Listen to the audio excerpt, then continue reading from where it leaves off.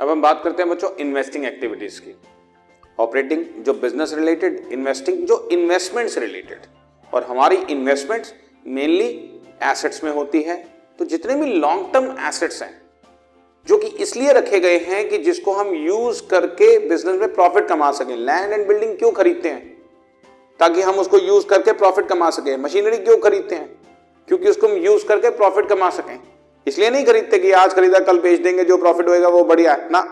Land, building, plant, machinery, furniture, fixture, long term investment, ये सब इसीलिए पर्पस के लिए खरीदे जाते हैं कि इनसे हम प्रॉफिट कमा सकें। यही इन्वेस्टमेंट्स जो हैं हमारी इन्वेस्टिंग एक्टिविटीज में आती है।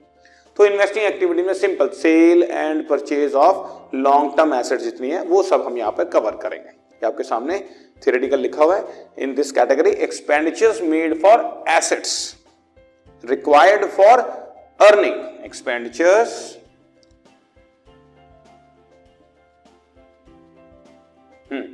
ठीक है, expenditures made for assets required for earning income are included in this particular category.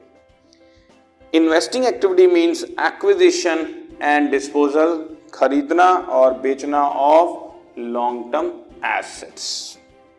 इसके अंदर हम लोग, ये मैंने आपको बताया, transactions involving purchase and sale of machinery, land and building etc.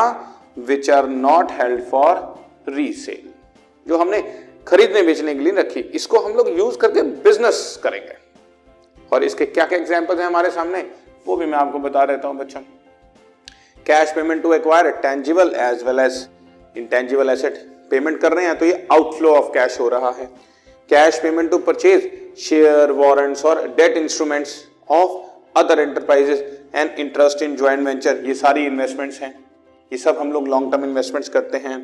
इसी तरह से payments for capitalised research and development expenses and self constructed fixed assets, हम लोग कई बार अपना फॉर्मूला बना लेते हैं, पेटेंट बनाते हैं, डिजाइन्स बनाते हैं, वो सारी हमारी लॉन्ग टर्म एसेट्स होती हैं और उसको बनाने में जितने भी खर्च होते हैं ये सारी हमारी एसेट्स खरीदने के लिए किए गए हैं।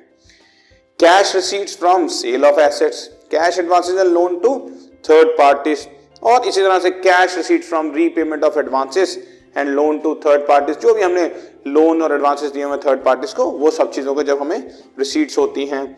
और इसी तरह से cash receipts from sale of share warrants, ऊपर मैंने आपको बताया कैश पेमेंट्स हम लोग खरीदने के लिए जो करते हैं, नीचे बता रहा हूं cash receipt from sale of share. तो सारे फिक्स्ड को खरीदने और बेचने के लिए जितना पैसा आ जा रहा है that is inflow and outflow of cash for investing activities.